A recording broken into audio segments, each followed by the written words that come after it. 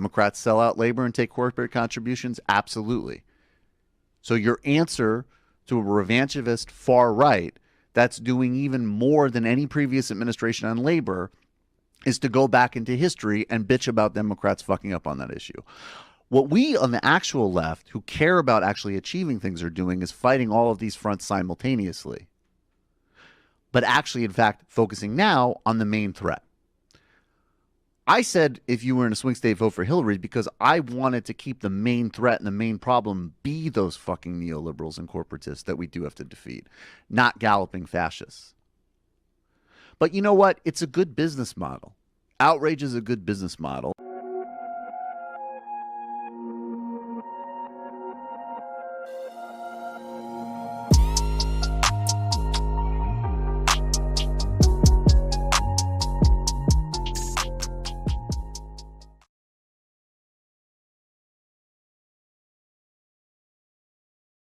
Hey, what's up, everybody? What's up? What's up? What's up?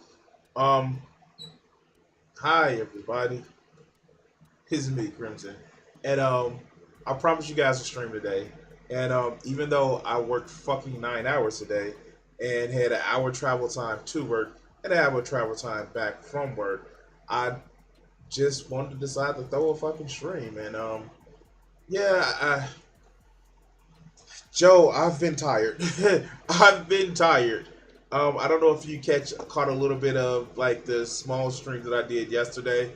I have been tired, and it ain't been cool. Like you guys, okay? So if you've ever worked a job where they have mandatory overtime and like they tell you, well, business needs, yeah, that's where I'm at right now, and it's not fucking fun.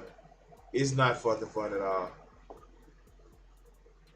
Oh, it's actually ironically been cool here, and just to give, I'm not going to give too much about what my job is because, like, uh, I'm not ready to leave that motherfucker yet. But I work for a company. Um,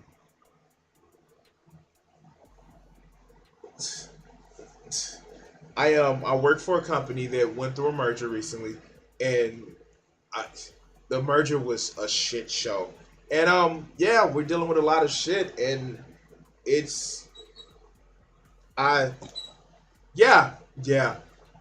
So I'm actually gonna do a slight I'm gonna do a slight again a smaller stream, of course. As you guys know, I always release the videos and clips and things of that nature. And yeah yeah we're gonna have a little bit of fun tonight. All right. So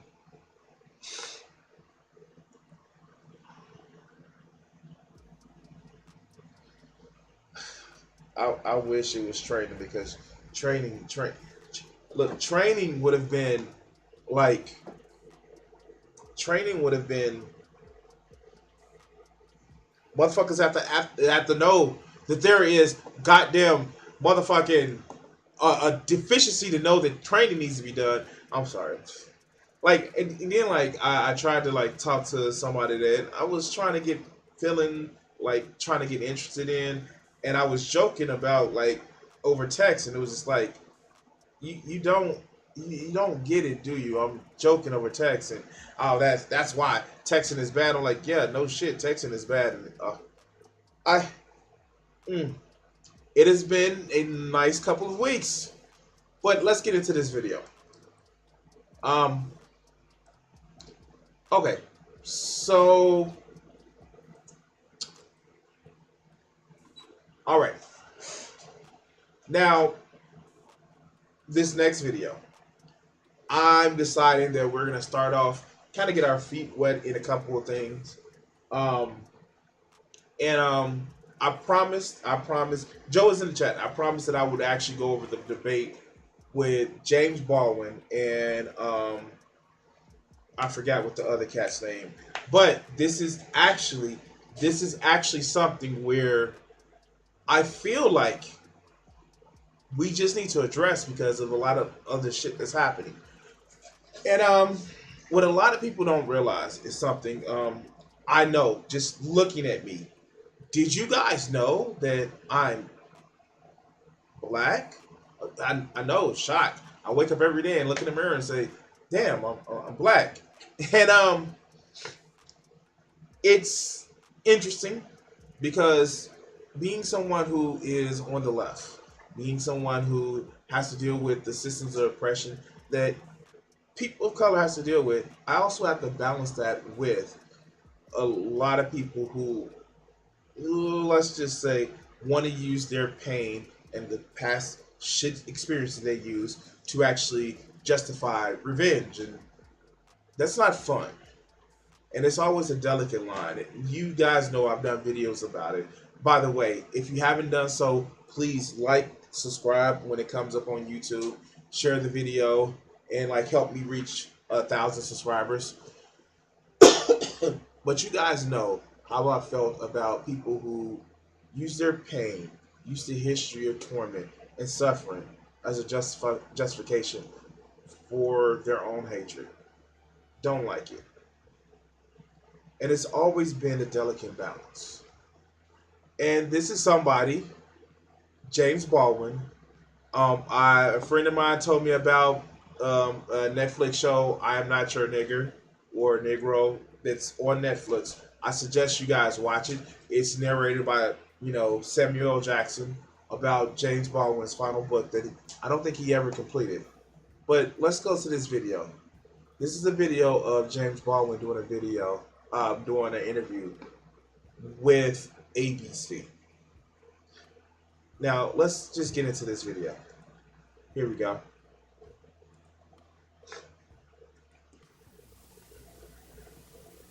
Baldwin, take one. White people go around, it seems to me, with a very carefully suppressed terror of black people, a tremendous uneasiness. They don't know what the black face hides. And they're sure it's hiding something.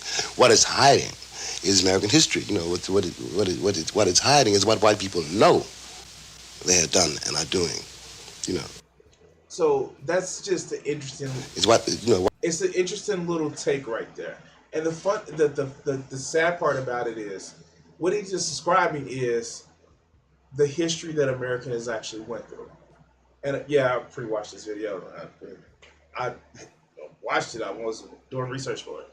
And what he's actually describing is, well, a lot of white people, liberals, fucking racists, even the ones that said there are no racists left in America, they wouldn't want to trade places with the black person for a day, for a week. They know that. That's just like the little fucking red pill guys who sit back and say, "Oh, women have it easy." They don't want to trade places with these people that they think that have easy, because if they did, they would shit themselves. But let's go. Let's go.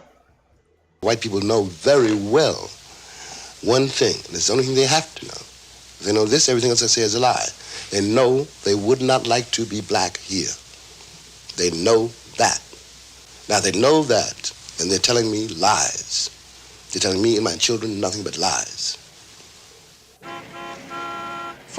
Now this, I believe this was in the early 70s, early 80s, late 70s.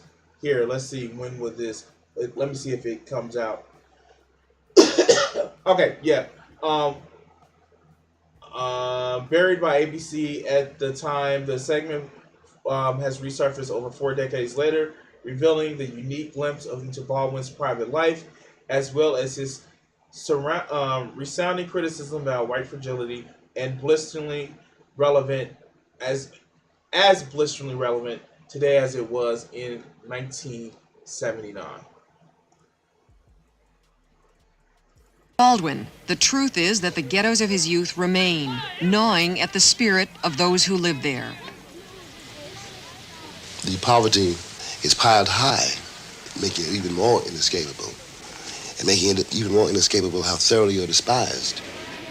The high-rise slum becomes a high-crime area almost at once, because what are you going to do with all these children, really, whole families condemned forever to nothing.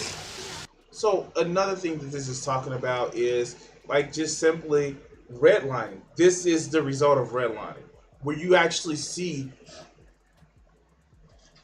communities of people where they just have nothing.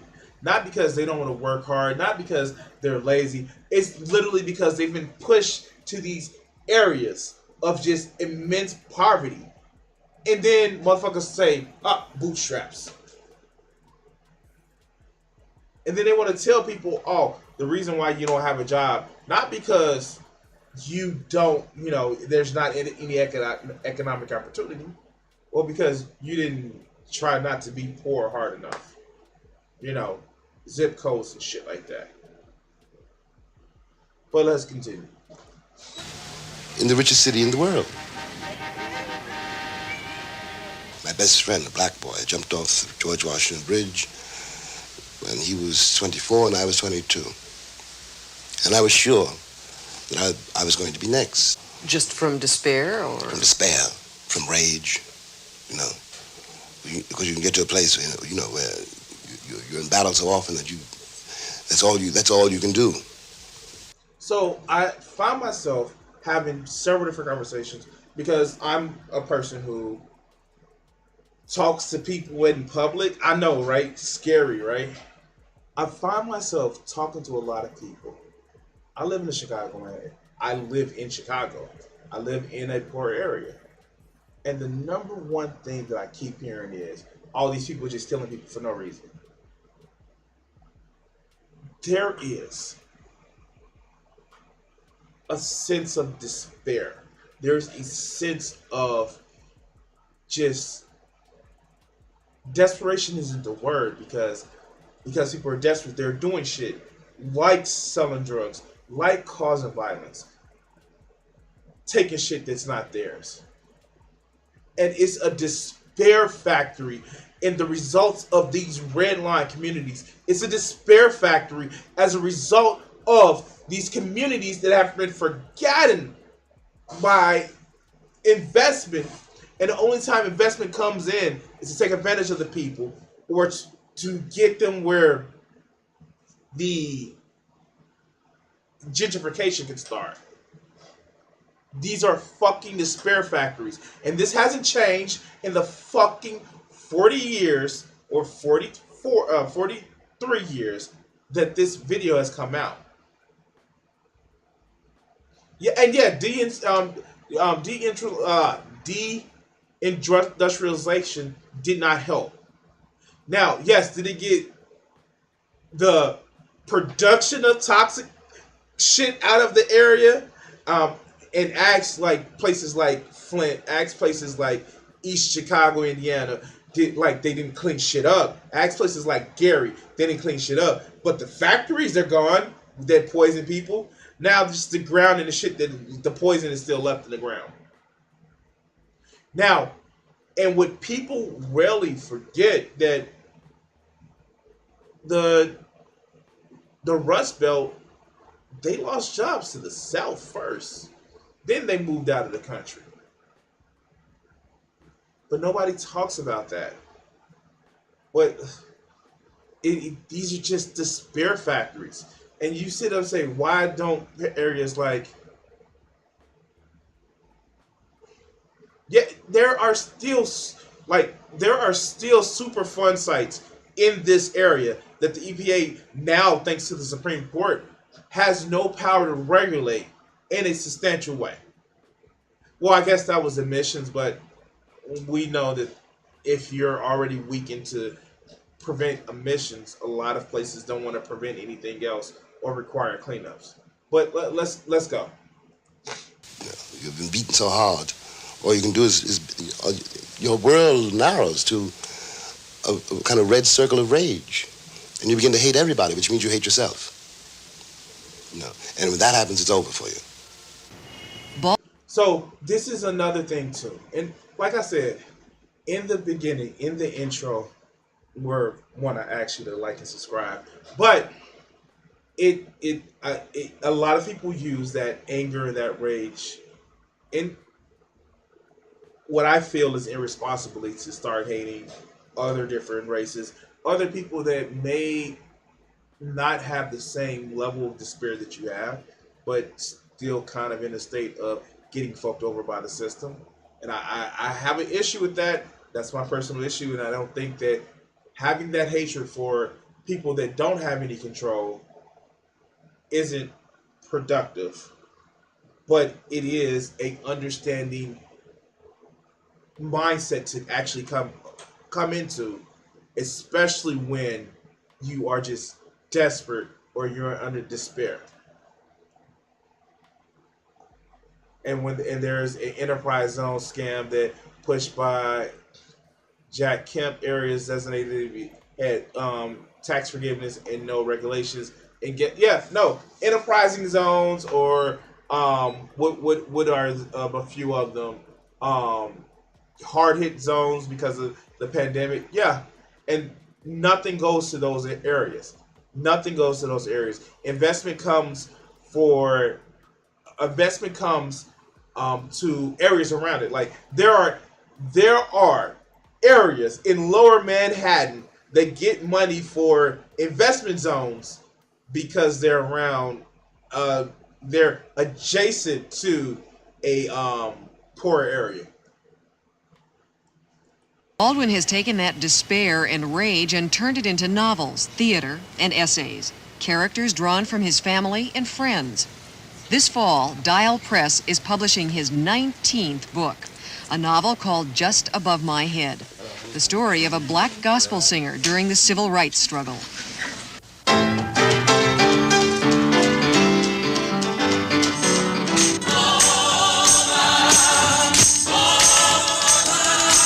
Now I don't know if this music could actually get copyrighted. Let's see. The gospel church is a theme running through much of Baldwin's work. His father was a minister, and Baldwin himself became a preacher at the age of 13. Now this is one thing that I kind of don't like when, especially in a lot of different communities, in order to only get listened to, you can't be a non-believer. And another thing too, I'm glad that James Baldwin has actually been someone when he was alive that was able to use the gift of being able to speak with people through the written and spoken word. Um, I just wish that it wasn't just with in the auspices of a church. That's just me. But let's go. His play, The Amen Corner, shown in revival at Lincoln Center's Black Theater Festival, was drawn from his own experiences in the pulpit.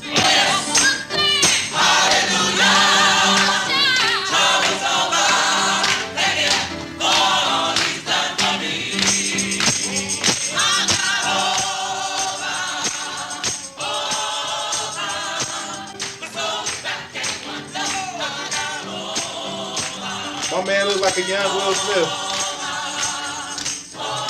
Why they keep playing this?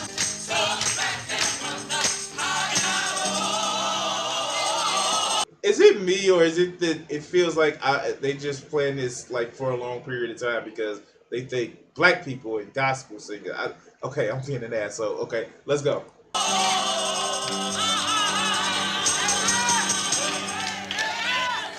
For many growing up in poverty, the church is the only consolation. And that's a problem because the churches aren't doing anything for it because they are benefiting from the system. If the church actually cared, if any churches actually cared, they would have a national, a global day of prayer for the fucking poor. They don't care. They don't. Because what they concerned about is taking care of their congregation. And even though they're Christ, actually said, whatever you do to the least of these, you do to me. They're so concerned with keeping their power and keeping the people in their pews. They don't care. And also, they protect a lot of predatory people. But let's go.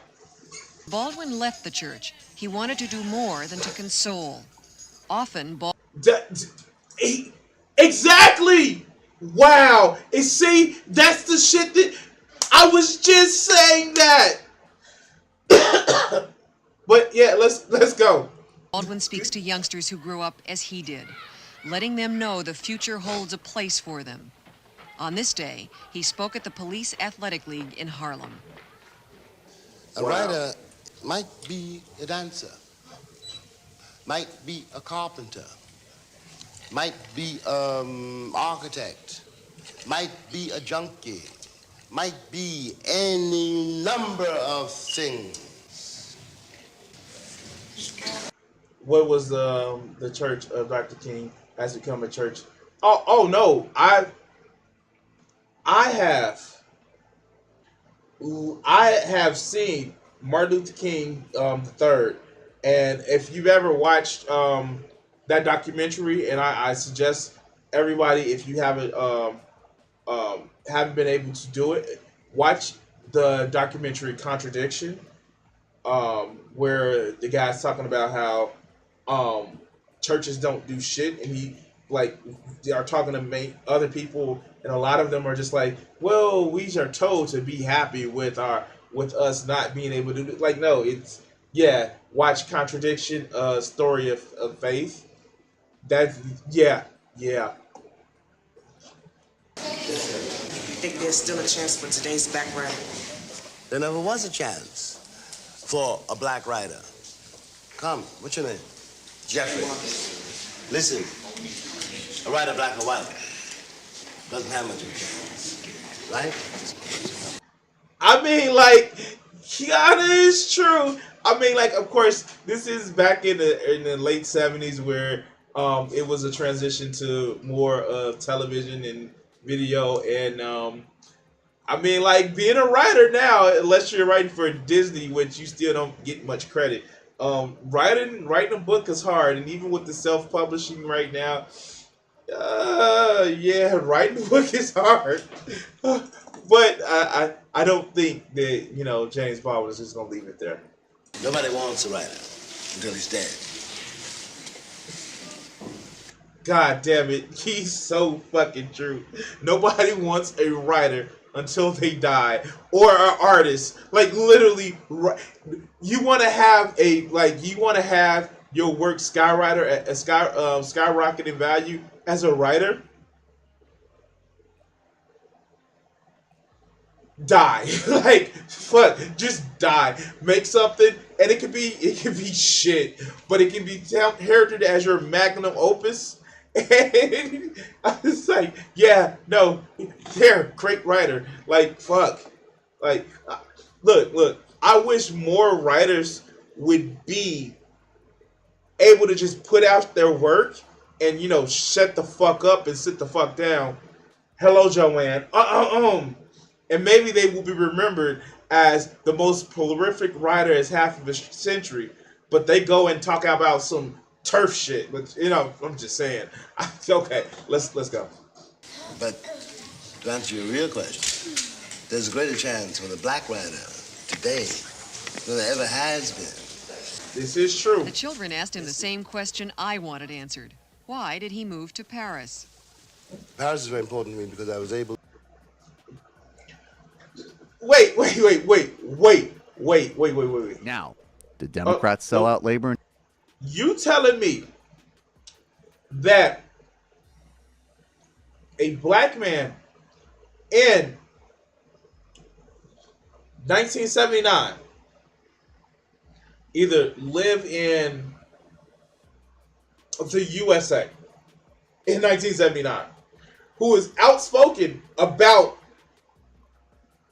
racial conflict, who saw Medgar Evers, who saw Martin Luther King, who saw Malcolm X actually getting murdered?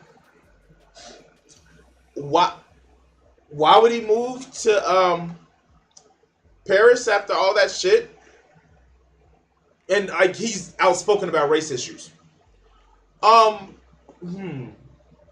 And this is Paris. Like, I mean, like, I know there's still racism in Europe and Paris and shit like that, but like, Paris, where one of the most prolific writers of a story that the French recognize, the Three Musketeers, not Musketeers, was written by a black man.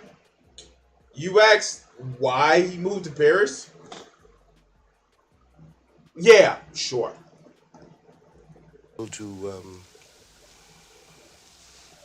Well, I was able to take a deep breath, and I was able. This may sound a very corny way to put it, but I wanted to find out where being black ended, where I began, or vice versa. I mean, that some things had happened to me because I was Jimmy, and some things had happened to me because I was black. And I wanted to find out how to get these things together, because I didn't want to spend the rest of my life going around saying, you treat me that way because I'm black. That's like asking Frederick Douglass, why did you go to Europe for a little bit? Like, what the fuck? Wait, what? I'm sorry. And he even said, he was like, can I go over there and find out am I Jimmy or because I'm black? Yeah, fuck. All right, let's go. After attaining worldwide acclaim as a black writer, Baldwin wrote Giovanni's Room, an explicitly homosexual love story. His publishers in New York refused to print it for fear of alienating his newly acquired white, middle-class audience. Baldwin was furious and took the book to England for publication. You published Giovanni's Room very early on in your... I finished the book in 55. And that, to deal with homosexuality was difficult. You know what the sad part about it is? People actually believe there were no gay people until like 1970s. But this motherfucker was willing to put his career on the line to tell a story. All right, let's go. And you already were dealing with, black writer. Mm-hmm. What made you decide to do that? Well, one can say almost that I didn't have an awful lot of choice. It was something. Giovanni's Room comes out of something which tormented and frightened me. The question of my own sexuality. I used to know when I was younger a great many men, boys, who were so terrified that they might have a homosexual and, they might be bisexual, or they might, want to go to bed with a man. You might be able to fall in love with a man. And they were so frightened of that they could never fall in love with anybody else. And God. So, as a person growing up, I've always been attracted to women. I've never had an attraction towards a man. It's just not my thing. I don't understand the concept of having who I want to go to bed with, who I want to love, being seen as fucking wrong. I can't understand that concept. That shit is foreign to me because we live in a heteronormal world. But this is 2022. I have all the respect in the world. If literally somebody wrote a book about this shit in 55, where they were still talking about if you smoke marijuana, then you may be the gay. It's like, that is just respect. Just respect. But let's continue. They were so frightened of men they couldn't touch women. Giovanni's Room comes somewhere out of that. Did you also feel that you wanted to get it on the record, your own homosexuality, early? I don't know if that, well, I don't know if I wanted to get it on the record, but I wanted to confront it. I'm very glad that, that was done, because it also simplified my life in another way, because it meant that I had no secrets. Nobody could blackmail me. You didn't tell me, I told you. James Baldwin. That's just awesome. Like, okay. So the fuck what? He was like, he was gay. What you gonna do? Blackmail me? Motherfucker, I came out as, I know this is a bad analogy, but I came out and put my dick on the table. Was like, Try it, motherfucker. You ain't gonna blackmail me. I'm gonna fucking love who the fuck I wanna love. You got a problem with it? Suck all of my testicles. God, bad analogy. But you know what the fuck I mean. Baldwin is one of those lucky people who's never been unsure of his family's love. The oldest of 9 children, he was helped financially by the others during his struggling years in France. Now he's in the States more than in Europe, and with his family more often than not. With the success of his books, he was able to buy a Manhattan apartment building where his mother and several family members live now. Mrs. Baldwin's apartment is a center of activity for the whole family. Now you know that this is grandma. Like, don't you start that shit in my house. Don't you start that shit in my house. I will cut you. Like, this is that grandma. Like, oh baby, God bless your soul, but you roll up on mine, I will put you in a box. Okay, all right. I'm sorry. Let's go. Shit. Okay, let's go.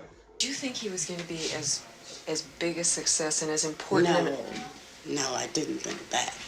But I knew that he had to write. Barbara. Brothers and sisters and friends of the family were there. Nieces and nephews underfoot. How's everybody? He still can't upstage me now. Conversation ran the gamut of subjects, but Baldwin's mood turned when we spoke of the American attitude toward blacks. There's a price this republic exacts. Any black man or woman walking. And that is a crime. I paid for that crime in my life. And I don't believe my countrymen anymore. They will not do to him what they failed to do to me. I was 7 years old 47 years ago, and nothing has changed since then. Look. Damn it! Damn it! It's just so powerful. This shit is so powerful. But let's continue. Look, I don't mean it to you personally. I don't even know you. You know, I got nothing against you. I don't know you personally, but I know you historically. You can't have it both ways. You can't swear to the freedom of all mankind and put me in chains. It sounds as if you believe that slavery put a curse on us somehow. Well, it is a curse, you know. The American sense of reality is dictated by what Americans are trying to avoid. And this shit is still prevalent. Prevalent today as it was in 1979. There are people that are still trying to erase slavery from the history book. They are literally in Texas. They tried forced migration as the African slaves were forcibly migrated. Look, this shit is fucking crazy. It is, this shit, he said it in 1979 that he was 7 years old 47 fucking years ago. And it has been another 40 fucking years from that time. To be exact, 43. So that is 90 years from that time.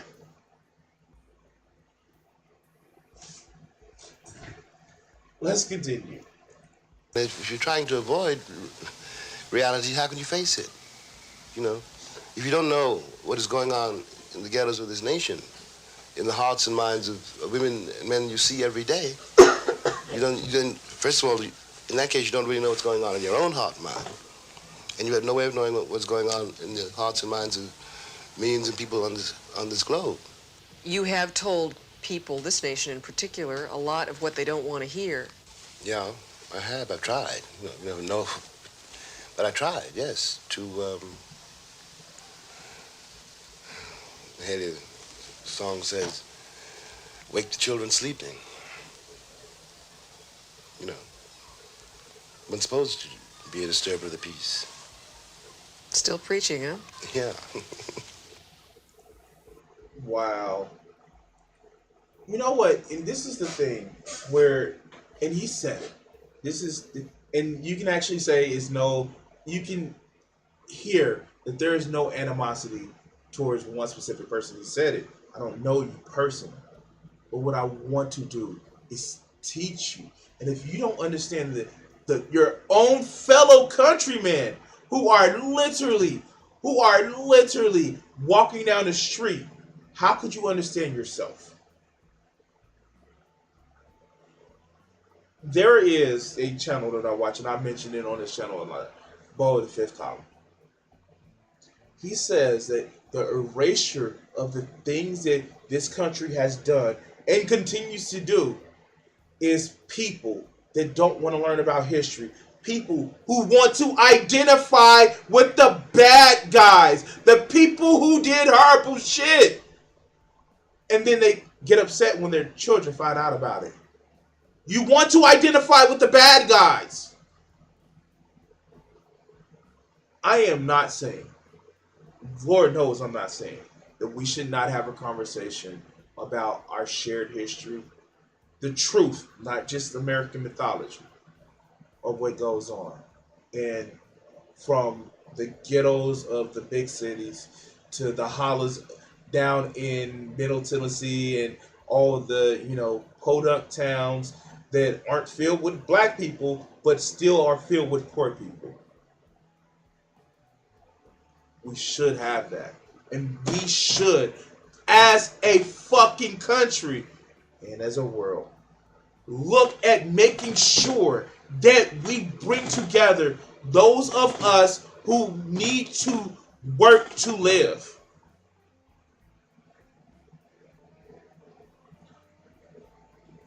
It's telling.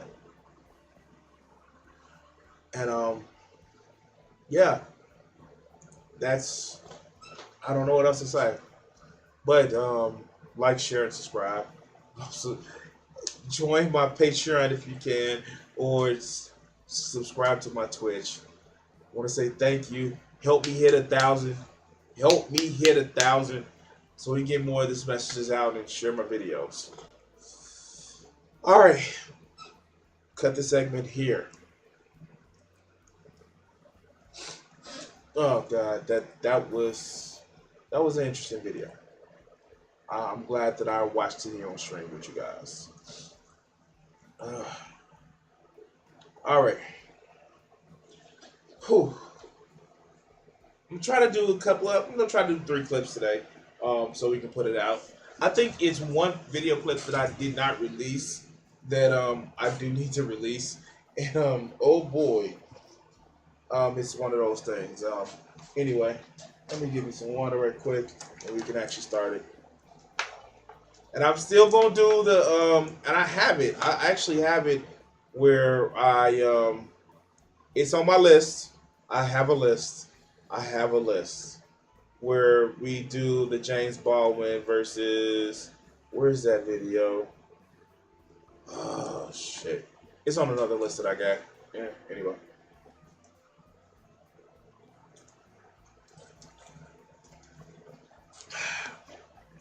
All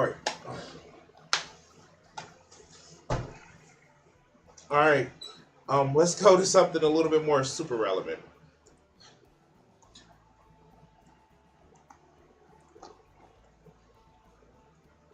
So, I am somebody. Shut up. I'm somebody who actually loves the shit out of science. People kind of in my work kind of like, well, you don't really have a positive attitude. You should think that everything is gonna be okay. And I have to retort that I'm a fan of science, and I base my observations and future predictions on observations I've already had. I just can't just say, oh, well, I think this is a thing, and yeah, that's kind of stupid to like not look at past history and make discernments based on previous facts that we have in evidence. And speaking of CERN actually powered up more of their Hadron Collider. You know, it's between CERN and it's also in Chicago in the southwest suburbs. There's also another Hadron Collider, large one and shit like that. And people are batshit crazy because they don't understand science and they think that, hey, if CERN powers on their Large Hadron Collider, and I'm sure I'm saying that word incorrectly, it's going to open up a black hole and open up space and time, and we're all going to be thrown into the MCU because reasons. And even though, like, these people don't know what a real black hole is and don't understand how black holes happen all the time and we create them all the time in labs and they pop into existence based on particle collisions, and then they pop out because they're not big enough to attain critical mass where they will start growing. And I just said a whole bunch of nerd shit. And if you want to like really pay attention, you can actually pay attention to like Kyle Hill's channel. You can the PBS Studios where they actually talk about science and cosmology and things of that nature. But I'm just a dumb fuck on the internet who actually has an interest in science and has some ability to conceptualize how black holes work, or conceptualize the double slit experiment and how we don't know positioning. Hit the mic. We don't know positioning and velocity of a particle. We can know one or the other, and again, nerd shit. But yeah, I pay attention to science like this, even if it's just basic science communication. Shit interests me because, like, I like facts and science and shit like that. But we have dumb fucks on the internet who think that when CERN turns on the portal, yeah, we're gonna like, I don't know, like start some, apocalyptic countdown or some shit like that, and it doesn't happen. And this is a dumb fuck. And like, yeah, let's watch this video. Oh God. Let's go. Yo, what's up, y'all? Spiritual Melly. Today I want to talk about things that you should be doing right now since they opened up that CERN portal. All right. But no. They didn't open up a portal, you dumbass. Okay. Okay. All right. But let's see how science, because science happened, you need to do some spiritual shit. Okay, let's go. So basically, some things that you should do is focus on yourself, bro. Stop focusing on the outside and, trying to see spaceships and aliens and all of that. You will see that soon. Like, wait.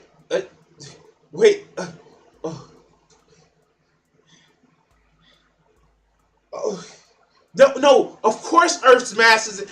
The sun's mass isn't big enough to collapse on itself and create a black hole. It will dissipate. We don't have enough mass in our solar system.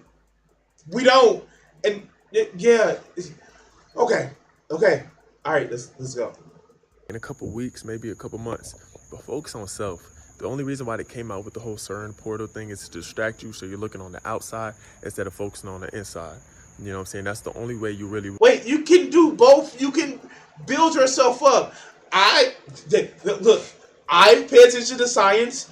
I pay attention to anime on YouTube. I pay attention to politics. I fucking work out when I have the energy. And I also go to work. It's easy. I can walk and chew gum and talk at the same fucking time. I can do 3 things at the same time. But do you not have enough brain power to be able to say, hey, I'm sorry, I'm just waiting for his brain power to kick in and just start saying words and figure shit out. Like, no, okay, fuck, okay. All right, let's go. Saying that when you start focusing more on the inside and focus on what you have to do for yourself spiritually and things that you can do to better yourself on a physical level, spiritual level, mental level, What about intellectual level? Oh my god, dog. I will be the first one to know that I go to fucking YouTube University when it comes to science shit and Wikipedia fucking hall when it comes to science shit.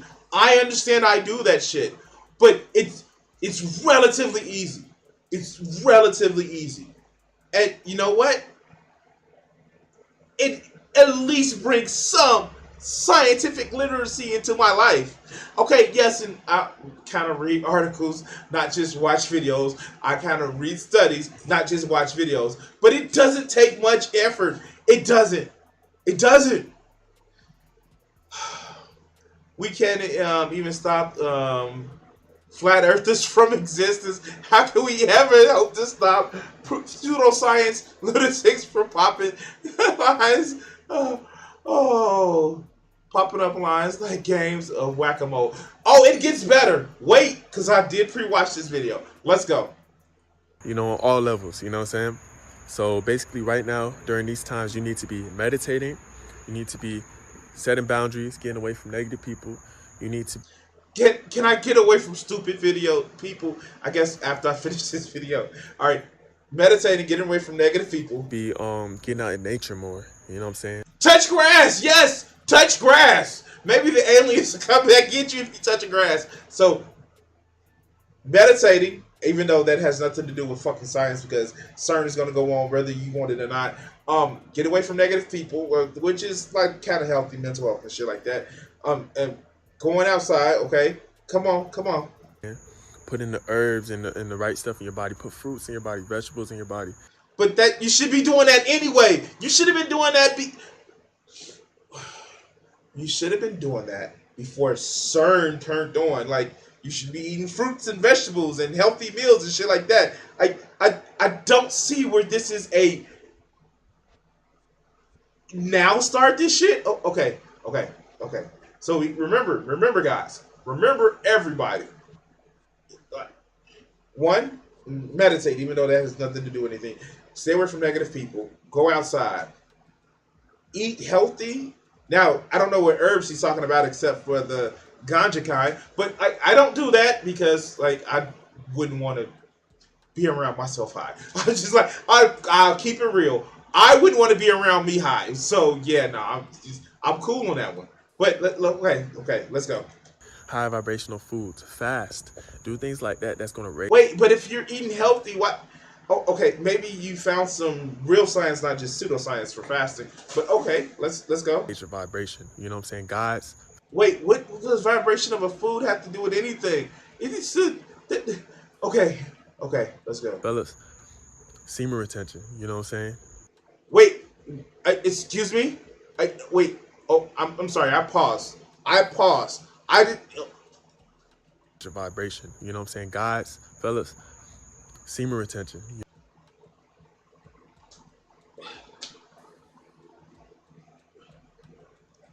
Did this fucker just say semen retention would help because CERN turned on the Large Hadron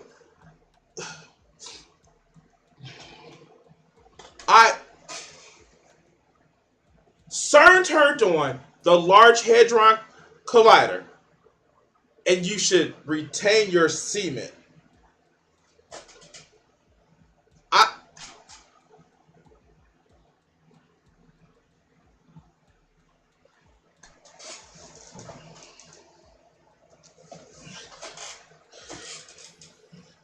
Pardon the fuck out of me. What is me making sure that I can either make myself ejaculate or have another person ejaculate, help me ejaculate, has anything to do with universal vibrations?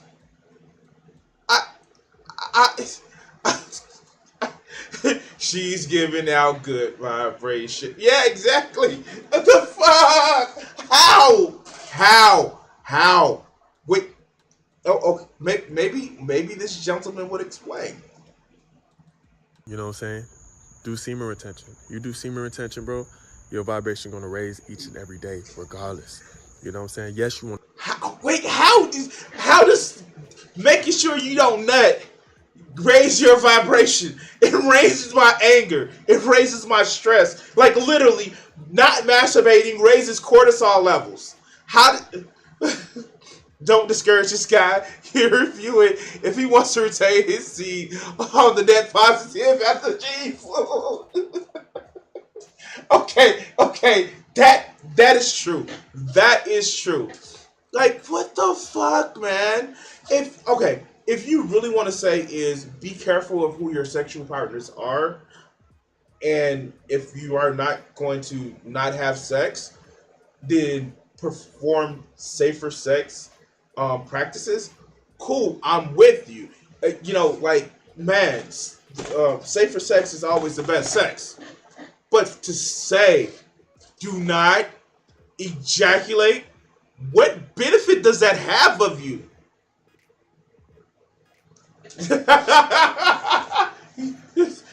Real men don't have wet dreams. Fuck. Wait. What if you don't have testes? Like, what if you're a guy that don't have testes? Hello to all my trans people. What if you're a guy that don't have testes? You still a guy because, you are who you say you are. Can you just not experience the vibrations of the universe? I'm so lost. I'm so confused. All right, let's go. You want to work with that. You want to work out. You want to, try to achieve your dreams and goals while you're on semen retention because it enhances everything you do. But the least you could. I mean, I have this big feeling that a lot of these guys say semen retention. Retention is what the fuck? Kenna Bunny Love, she's live right now. Ask her about the squirrel she ate and all, how she broke her Ami. Wait, what? What do you mean, Ami? Oh God, we're gonna have to look at that in a second. But no, I have a feeling that a lot of these guys promote semen retention because they think that, men only have two emotions, angry and horny, and it's just I think that's the only reason why these motherfuckers support that, because the shit is kind of crazy. Why the fuck would you tell anybody not to have a good time with either themselves or somebody who is a willing participant? A willing participant. I have to say that. A willing, uncoerced participant. Why would you tell somebody not to do that? I'm sorry. It's just okay. Let's go. Let's finish this guys out. Could do, bro, is hold that seed, bro. Because each and every day you hold that seed, it's becoming stronger and more potent, meaning that you're gaining more power. That's not how semen works. Oh my god. Can we get a sex ed Can we get a sex ed class for this motherfucker?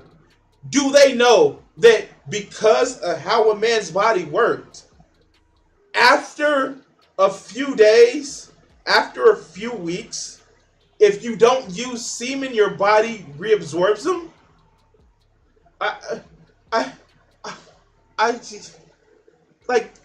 Can we get a sex ed, legit, these motherfuckers need sex ed, because that's not how semen works. Let's finish this guy out. Okay, I deserve that one. All right, okay. This guy ain't gonna finish himself. Okay, I deserve that one. All right, let's go. Because sexual energy is the strongest form of energy on this planet. Well, I'm not gonna say on. Wait. Semen retention is the strongest form of energy on this planet? What about geothermal? What about nuclear? What about wind? What about solar? Literally, we get all the fucking energy for the daytime on this planet from the motherfucking sun.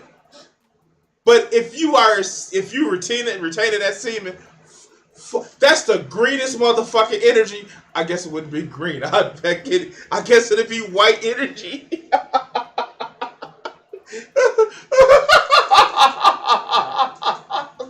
Okay. I'm done. I'm sorry. Okay, let's go. On this planet, but in human beings. You know what I'm saying? Well, I can because it creates life. So I can say, yeah, that is the strongest form of energy. It creates a life. I'm sorry. Um, I mean, like, I, the strongest form of energy. Strap up. Second axle introduces more. Oh, it might turn green if it's aged too much. Y'all are a mess. I mean, like, I I mean, like, he kind of has a point. If semen contains life, Yahweh once smit a man because he spilled his seed on the floor. So I mean, like, maybe these people who are doing semen retention are just super afraid of Yahweh because he's going to kill you if you spill your seed on the floor. Okay, all right. Let's let's let non Onan finish himself out. You know what I'm saying? Sexual energy. The womb holds sexual energy too. You know what I'm saying? So y'all make sure y'all doing what y'all have to do to stay safe.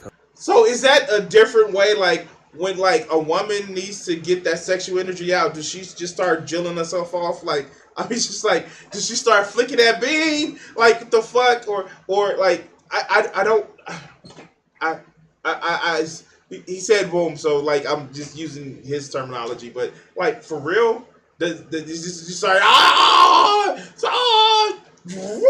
like okay, all right, let's go. Healthy and strong at all times. Keep negative people away from you. Why if is there's he negative whispering? people around, get away from them. You know what I'm saying? Focus on yourself. Focus on what you have to do to be better. You know what I'm saying? Okay, yeah, I'm about to focus on myself by getting the fuck off of this video. This man is oh god. I just I look I I I that just broke my words. My words are broken. Maybe because I masturbate too much and don't do enough semen retention. I can't understand this. I can't. There are literally benefits for being able to get yourself off. And I just don't know. I like it's just like a lot of these people sound like they feel ashamed that they get horny. Like, did I do that? I did that Ray Comfort video that he was talking to Hunter Avalon. It's just like, I feel ashamed because I touched myself and it's not supposed to go into a sock or your dog is supposed to look at you while you're doing. Like, dude, just like, turn off the lights and light a candle and beat your shit like it owes you money. Like, okay, I'm done. I'm immature. I know I'm immature. And yeah, okay. Oh, please like, share, and subscribe. If you haven't already, if you're watching a live stream on YouTube, hit that like button. And yeah, I just like get yourself off. Get yourself off. Fuck retention. Get yourself off. Get yourself off. You'll feel better. Oh God! All right, let's. We have a request in the chat for It was here. Can a Bunny Love? Let's see who this is.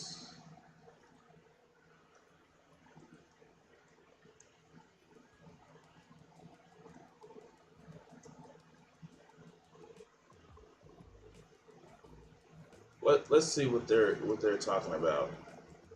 They're live. You want to take my fucking friends? You better fucking pay for them.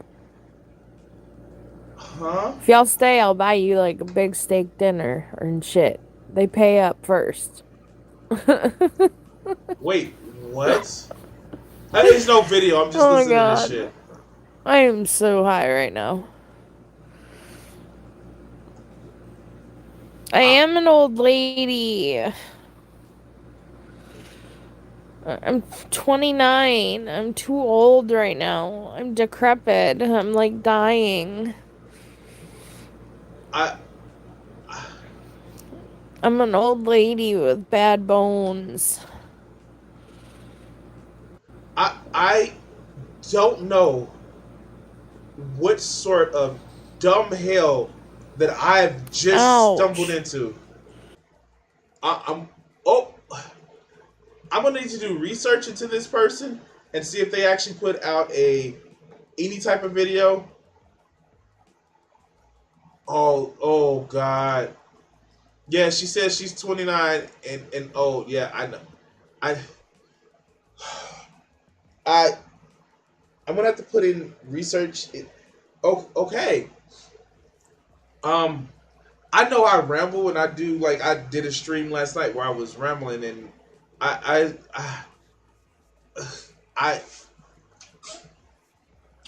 I'm gonna have to like I don't see any videos that this person has actually done.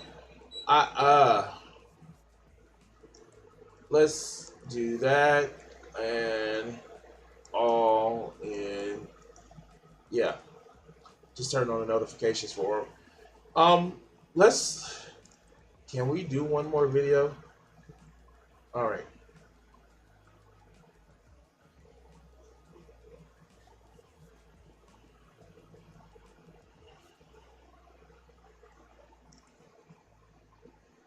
How do you see? All right. So, do this last video. All right. So,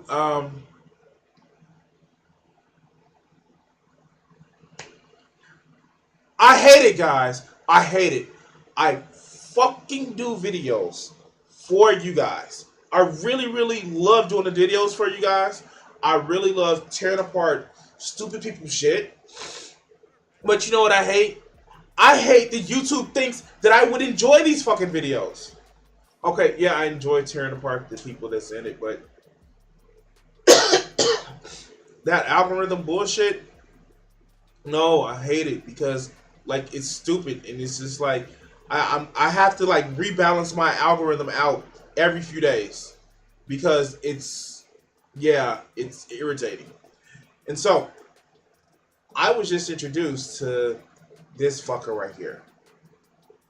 This is like one of those men like channels where this is red pill and they find different clips of I don't know TikTok and Instagram videos and they just want to prove how women are bad and this is from a channel called Man Talk and oh, God Roblox me in Minecraft really really hard because this shit irritates me because these are motherfuckers that will never really get a date at least one that is willing and conscious and also he lives in Romania like another alleged kidnapper and sexual harasser.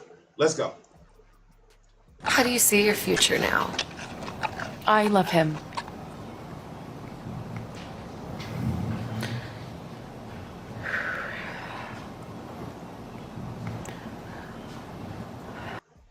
Now mind you even I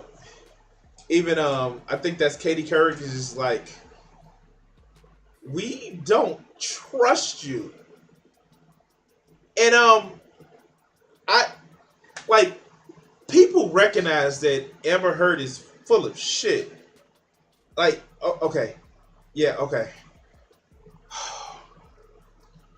All right, let's go.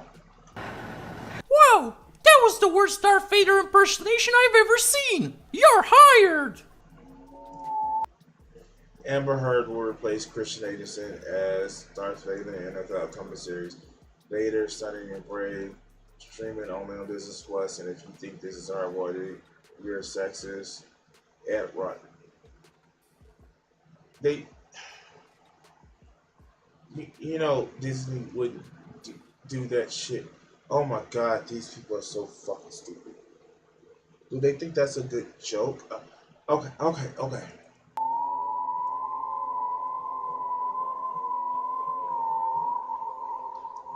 Is that supposed to be funny? And this is the reason, boys and girls. So we no longer say ladies and gentlemen, boys and girls.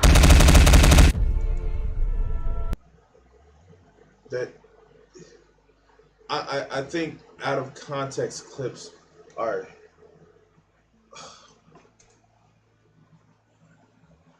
I mean, you can say, ladies, gentlemen, MBs of all shapes and sizes. Like it doesn't take much for you to change your vocabulary a little bit. It doesn't. What you inconvenience that you have to be more inclusive with somebody else? Like, are you that fucking stupid that is a problem that you? Oh no, I have to add a third category to the shit, not just one or the other. Oh no, the world is collapsing in on itself. Like, somebody who hasn't retained enough semen after Sir turned on the portal. Shit. Okay, let's go.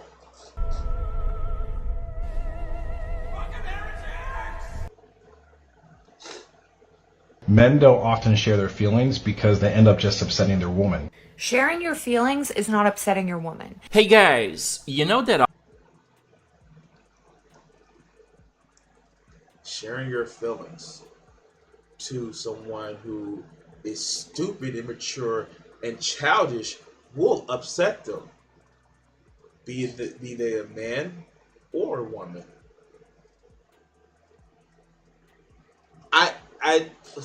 Or a non-binary person. Like, I just, like, it. I don't.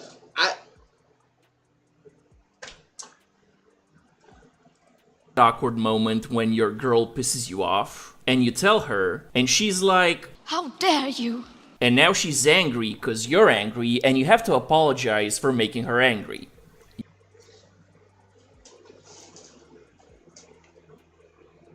Oh my god. Men have more than two emotions, angry and horny. This is not saying just tell your woman when you are just angry or horny. You can express other emotions like pride, like excitement, like a sense of wonder, like happiness, like motherfucking sadness. If you're stuck with somebody who only wants you to be angry and horny, then you're a fuck up because you chose their ass, and they're a fuck up because they're fucking stupid. Okay. Ooh, okay. Yeah, that happens more times than it should. But only sharing your emotions in response to hers might be. A lot of you choose not to say how you're feeling when you feel it, and then you blame your partner for what you've chosen to repress. And that's why... Oh my god, that is fucking logical. That's literally, hey, I don't like this situation that's going on right here. But I'm not going to say nothing because saying something makes me look weak. Okay, the situation is getting worse and I'm getting angry and, oh my god, I just blew up in my partner. The fuck you blowing up at me for? Because I don't like it. Did you tell me before? No, because I couldn't show my emotion. So why are you telling me now? If you don't want to tell me when the shit was at 2 and you waited to get to 8. But let's see what this dumb fuck says. Shall we? Why I personally don't repress myself. If she does something I don't agree with, I tell her. For instance, if her social media is unsanitary, I tell her to sanitize it. And if... Wait, what is sanitizing social media? I'm confused. What is it that you sanitize her social media for? Like, wait, I'm sorry. That seems a little controlling. It seems also that a little insecure and that you're fucking jealous because she maybe get attention that you... Okay, let's go. If she's like, How dare you? then I'm like, you're fired. She is probably better off. Just like, no, she's most likely better off. Yeah. Also, if you think that telling your partner that they're fired is a good way of breaking up with them, they definitely are better off. All gonna be safe. Me at 19 and virgin, excited to finally have a great time with a guy I've been seeing.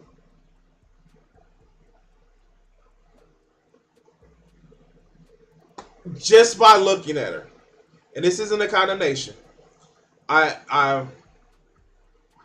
She doesn't look 19 to me. Now that's just by the little thing that I'm looking at her right now. She doesn't look 19 to me. That is not a comment on her thickness, her size. I mean, like her thickness. I mean, like she doesn't look 19 to me. And like I don't see why she has to actually put it on, TikTok. But if she you do you, boo. Like if you want to say like I'm about to get it in and like buy the extra, headband. Like cool, you do you. Do I personally come in on and say like, yeah, I'm about to like tell this. I'm about to put my head so far deep in the vagina that it's gonna be like I'm gonna just be like, okay. But like you do you. But let's go with what the problem is. And we're all gonna have a great time. What in the Jesus Christ? Okay, yeah, she's not 19. She's not 19. I'm saying she's not 19. Okay. Instant fear as it's 11. Like, okay, guys, I have to tell you something. Okay, guys, I have to tell you something.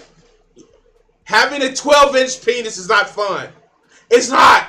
Most of the time, a woman sees and says, ooh, I'm going to take that. Then they go like, ooh, no, we're not going to take that.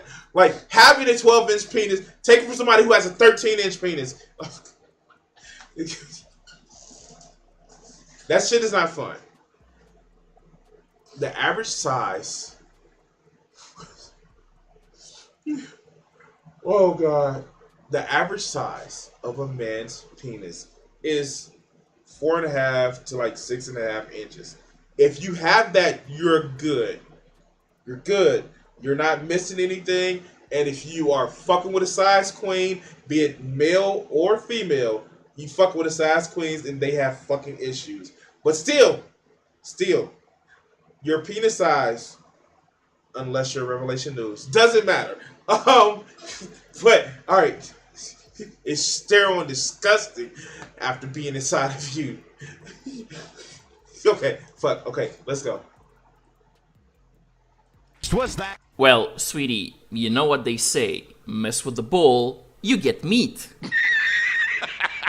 Then your meat holster looks like this. That's not how vaginas work. Dude, that's not how vaginas work. Oh my God. Can we get a sex ed class for this motherfucker? Please. Oh, okay. Oh God, can we get a sex ed class for this motherfucker? Can we please? That's not how vaginas... You can tell this is somebody who's not had a vagina because that's not how vaginas work. Also, he doesn't have a big penis. Like, just... off Jump Street, that's not how vaginas work. Or that's not how penis and vaginas work. Oh, okay. Jeez, you got a big... So this date I met online and he asked me out and we agreed to go and meet for cocktails at a local vegan restaurant. Cocktails at a vegan restaurant. Why does that sound weird? Like, there are a lot of vegan restaurants. Like, you know that alcohol is made from grains.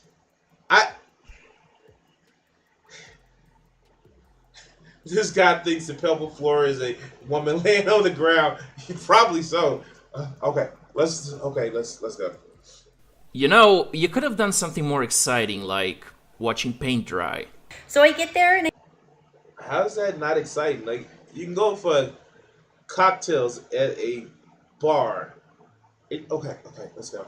I see him and I'm thinking to myself, he's a little short, but I'm willing to give it a shot. Let's see what this guy brings to the table, both literally and figuratively. So we sit down, we have drinks. Conversation is actually really good. He's being very vulnerable. Big mistake. Which I think is a big green flag when somebody's willing to tell you about themselves. Wait, why is that a mistake? Like, dude, you're dating someone so you can get to know them and, I don't know, see them for a while, touch nasty, naughty bits. Like, what the fuck? What? Okay. Okay. All right. Let's go. And he asks if I want to eat dinner. I'm like, okay. So we end up having this like really long 3-hour date. What? Ain't nobody got time for that. Okay. And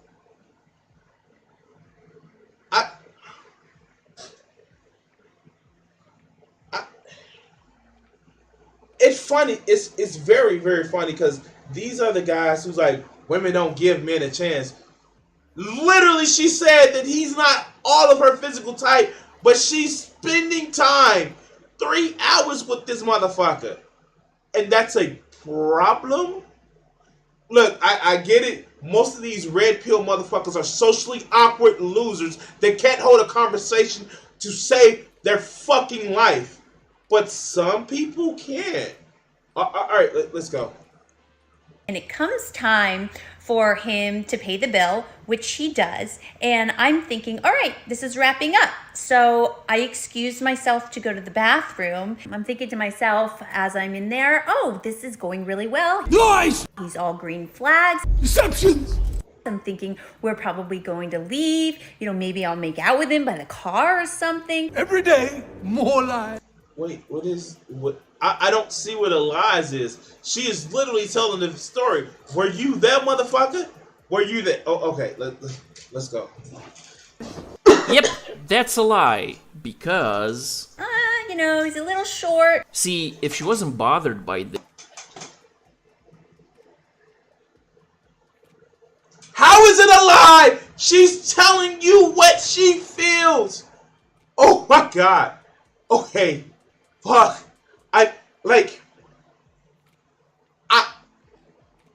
Me, Crimson, 60620, Brian, have dated women who are taller than him. Have dated women who are just conventionally attractive and to me attractive. Yes, there's a difference. And they don't care about how tall I am. Well, except when I'm laying on my back, but that's a different story. They just care of how I treat them.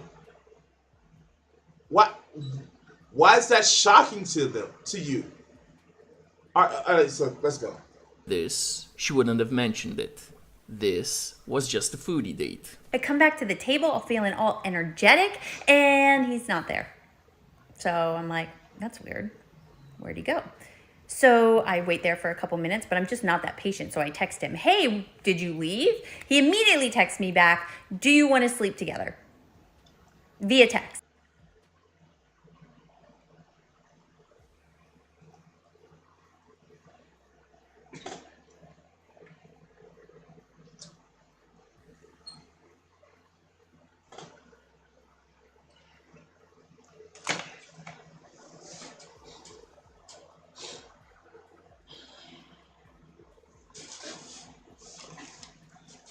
If you have to ask in a text, the answer is no.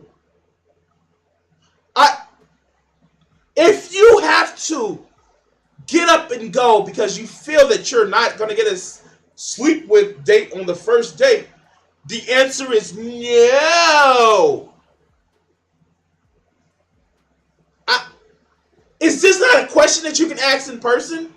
after you've already touched this person? Oh God. Oh my God. Oh my God. Like, here, if you haven't touched somebody, how do you know if they can really motherfucking kiss? How do you know they know how to touch you that you would like it? I she, I,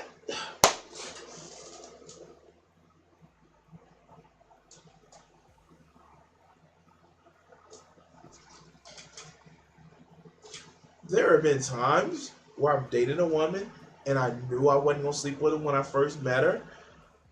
But surprise, like it was a fun situation. It was a wonderful surprise, and always strap up. Anyway, I, mm, okay. Wow, okay. And I'm like, that's weird. Definitely not now, dude. So I reply, I'd rather take things more slowly. And then he says, all the best. Yeah, I think this entire story is a lie. But guys, real talk. If you go on a date and you just want to smash, don't spend 3 hours trying to weasel yourself into her pants. Watch your I tentatively agree. I tentatively agree. Okay. body language. If she's interested in bedroom action, her body language will show it. If she doesn't look interested and you only went out with her for the smashing, well, leave and split the check.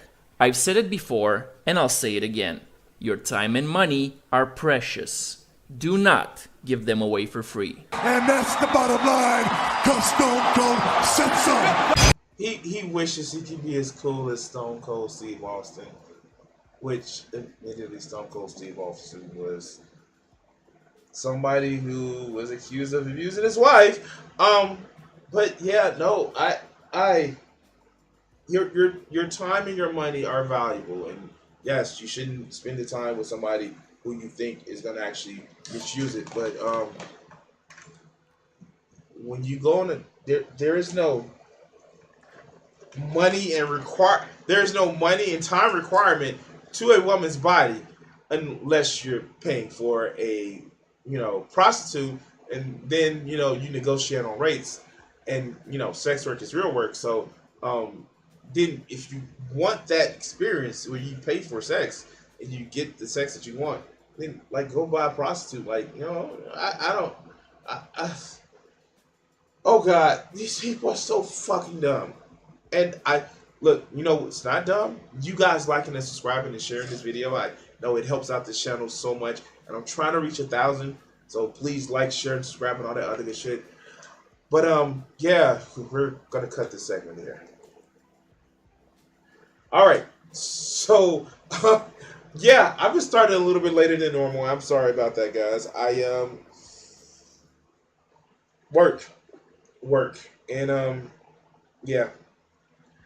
But yeah, you're gonna get these videos put up, and thanks everybody for watching and subscribing and liking and sharing and shit like that. So I'm gonna actually say we're gonna head out and take us away, Richard. What do you think that these executives are afraid you're going to do to white America? Probably stop some racism. Stop racism? Yeah, they're probably afraid of that, because then people don't hate each other, and people start talking to each other, and then they start talking to each other, they find out who's the problem. Which is? Greedy people. Greedy people. I have a couple things I want to ask you there. Do you really think that some of the guys that you dealt with at NBC, no names, right? Because there's lawsuits for that too, that some of these guys really want to promote racism actively, or is it a subconscious? I just think it's part of capitalism, is to promote racism, right? In order to make things work. If you feel better because you're white and you can get a job, you use that. I mean, I would. Absolutely. Say, I'm sorry, Jack, but shit, they say I'm white. I'm going to use this. Right. Absolutely. Get this job. I'm hungry, But, and that separates people. So they keep people separated, and that keeps them from thinking about the real problem. That's as simple as I see it. Probably it's not that simple, but Now, all right, you and I are about the same age, right? We're in our mid-30s. How long is it going to take before guys who think like you, and I say guys who think like me, people who don't want to have racism in the country, people who don't want to be oppressing any minority, whatever it is, sexual, whatever minority, really get into positions of power and can change things? You can't get in a position of power, it seems, if you think like that. It seems that the only time you get in a position of power is if you're like the people that are in power. To me, I mean, that's the way it goes. I mean, people that get to become executives become like the people that were already executives. I don't know, maybe... They go in with good intentions, but it eats them up. It's like a cesspool, you know, it just gets on you and it starts eating. The system levels them. Pretty soon it's all gone. Is that what a cesspool sounds like? Yes.